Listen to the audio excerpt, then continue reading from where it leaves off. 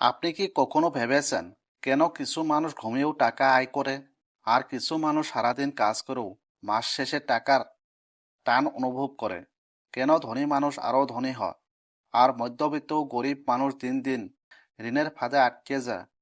আজকের ভিডিওতে আমরা জানবো টাকার সেই গোপন খেলা যেটা স্কুলে শেখানো হয় না।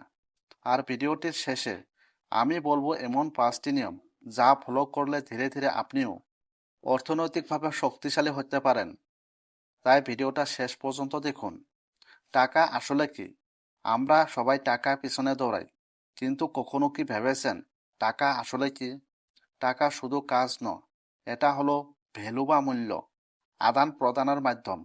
আগে মানুষ চালের বদলে মাছ দিত, গরুর বদলে কাপড় নিত, এটাকে বলা হতো বাটার সিস্টেম। কিন্তু পৃথিবী যত আধুনিক হলো, মানুষ বুঝলো একটা সাধারণ মাধ্যমের দরকার, সেখানে থেকেই টাকার জন্ম। কিন্তু আজকের পৃথিবীতে টাকা শুধু নোট নয়, আজ টাকা মানে ডিজিটাল সংখ্যা, আপনার ব্যাংক অ্যাকাউন্টে থাকা সংখ্যা, mobile banking balance, credit card, টাকায় সবই টাকা। আর এখন থেকে শুরু হয় আসল খেলা। ধনী মানুষ কিভাবে টাকা দিয়ে আরো টাকা বানায়?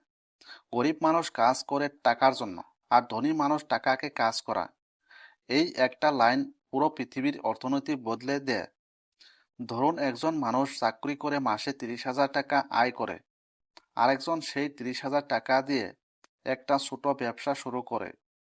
কয়েক বছর পর প্রথম ব্যক্তি এখনো সময় বিক্রি করছে, দ্বিতীয় ব্যক্তি ঘুমিয়েও টাকা আয় করছে। কারণ ধনী মানুষ এসেট কিনে।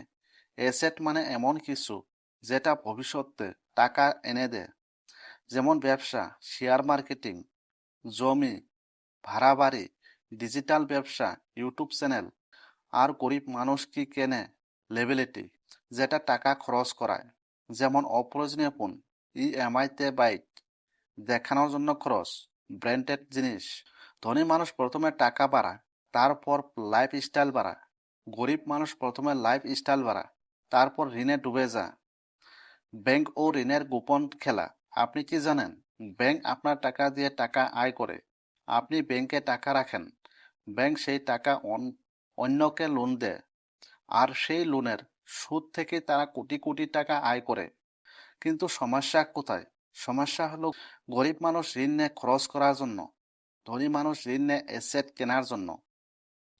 একজন লোন নিয়ে আইফোন কিনে, আরেকজন লোন নিয়ে দোকান খোলে। একজন ইএমআই দেয়, আরেকজন প্রফিট পায়। এটাই মানসিকতার পার্থক্য।